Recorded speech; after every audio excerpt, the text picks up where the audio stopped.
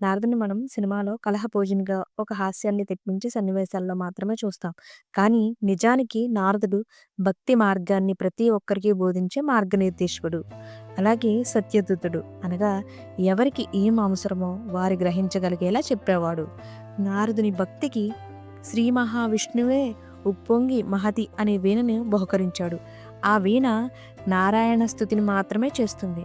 దేవతలకు, ఋషులకు, భక్తులకు ధర్మపదంలో నడవడానికి మార్గనిర్దేశం చేసేవాడే నారదుడు. అంతటి మహిమాన్విత శక్తి ఆయనకి ఎలా వచ్చింది? ఆయనకు కూడా పూర్వజన్మ ఒకటుందని మీలో ఎంతమందికి తెలుసు? మరిన్ని ఆసక్తికర విషయాలతో ఈ వీడియోని ముందుకు తీసుకెళ్తాను. ఈ కథ శ్రీమదాంధ్ర మహాభాగవతంలో పొందుపరచబడింది. నారదుడు మహాభక్తుడు, దేవర్షిగా ప్రసిద్ధుడు మరియు భగవంతుని నామస్మరణతో నిత్యం తల్లి తండ్రి లేని ప్రాణులకు మార్గనిర్దేశకుడు. అయితే నారదుడు తన గత జన్మలో ఎవరు, ఆయన దేవర్షి స్థాయికి ఎలా ఎదిగారు? ఈ కథ నారదుడు వ్యాసునికి చెబుతున్నాడు.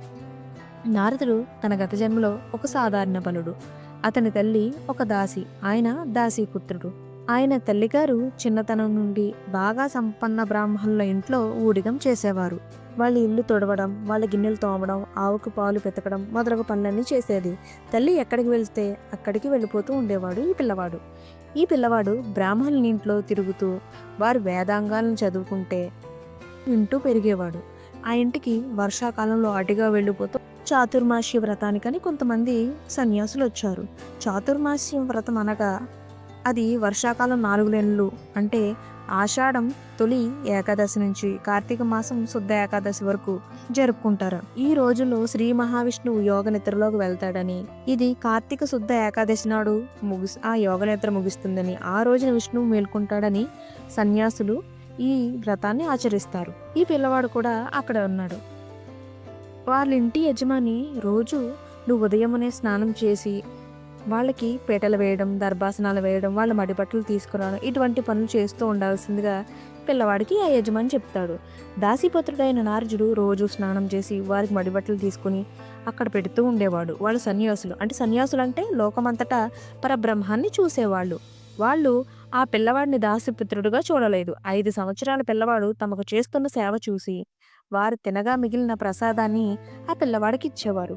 వాళ్ళు మహాభాగవతులు. వాళ్ళ తినగా పెట్టిన భాగవత శేషమును తినేవాడు. అంటే ఆ ప్రసాదం, వాళ్ళ తినగా మిగిలిన ప్రసాదం కూడా దేవుని ఆశీర్వాదంతో సమానం కాబట్టి ఆ వచ్చిన సన్యాసులు పొద్దున్న లేవడం, భగవంతునికి అర్చన చేసుకోవడం, వేదాంగాలు చదువుకోవడం, వాటిని గురించి చర్చ చేసుకోవడం, మధ్యాహ్నం అయ్యేసరికి భగవంతుని స్మరిస్తూ సంతోషంతో పాటలు పాడుతూ నాట్యం చేస్తూ ఉండేవారు. అంటే ఇస్కాన్ గురువులు ఏ విధంగా భగవంతుని సేవ చేస్తూ తనను తాను మయమర్చిపోయి నృత్యం చేస్తూ ఉంటారో ఆ సన్యాసులు కూడా అలాగే చేసేవారంట.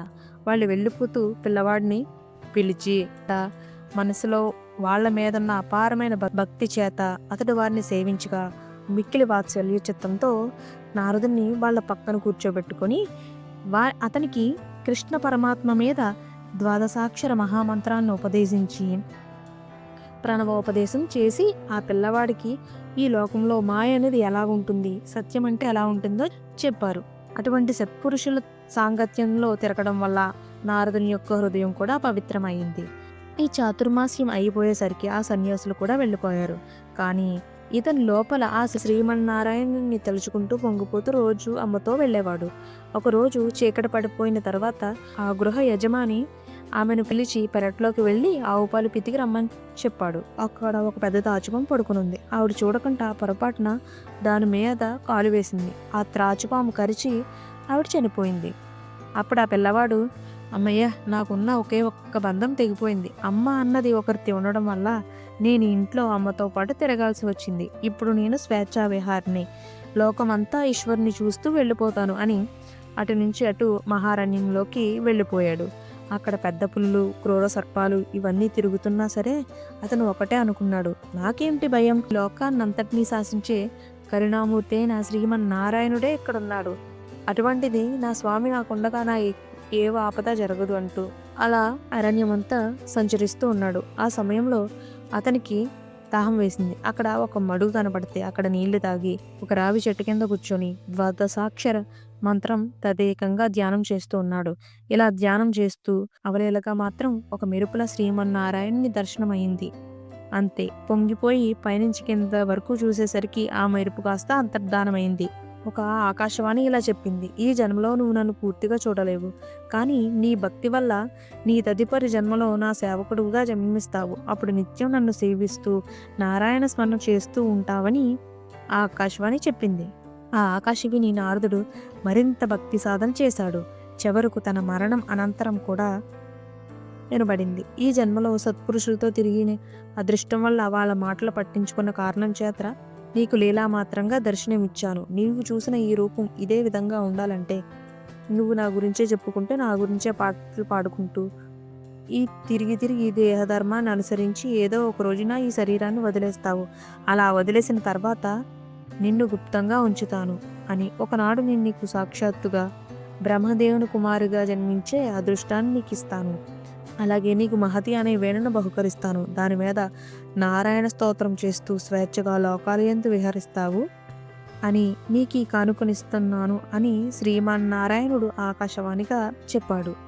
ఆనాడు శ్రీమన్నారాయణ దర్శనం చేస్తూ దేశమంతటా తిరిగి స్వామి గురించి చెప్పుకుని దేహధర్మం కనుక ఆ శరీరాన్ని వదిలిపెట్టేసి సంతోషంగా బ్రహ్మ దగ్గరికి వెళ్ళిపోయి కల్పాంతం అయిపోయిన తర్వాత అంటే ఒక 1000 సంవత్సరాల తర్వాత ఆ నారాయణుని నాభి కమలంలో నుంచి మళ్ళీ చతుర్ముఖ బ్రహ్మగారు సృష్టించబడ్డాడు.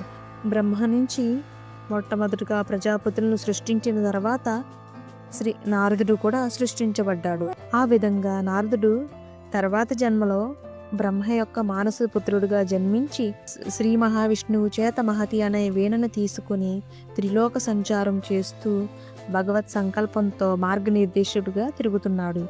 నారద మహర్షి పూర్వజన్మ కథ మనకి ఏం తెలియజేస్తుందంటే సత్పురుషుల యొక్క సాంగత్యం వల్ల భక్తి పెరుగుతుంది. ఏ చిన్న బాలకుడైనా గురువుల అనుగ్రహం, నిష్కల్మషమైన భక్తి ఉంటే దేవతత్వాన్ని కూడా పొందగలడని ఈ కథ ద్వారా మనకు తెలుస్తుంది. ఈ కథ భక్తులకు శాశ్వతంగా మార్గనిర్దేశకంగా ఉంటుంది. సో ఈ స్టోరీ మీకు నచ్చింది అనుకుంటున్నాను. ఇలాంటి మరిన్ని ఇంట్రెస్టింగ్ వీడియోస్ కోసం ప్లీజ్ మా ఛానల్ సబ్స్క్రైబ్ చేసుకొని సపోర్ట్ చేయండి. ఈ వీడియో నచ్చితే లైక్ చేయండి. ఈ వీడియో మీకు ఎలా అనిపించిందో కింద కామెంట్ రూపంలో తెలియజేయండి. Thanks for watching.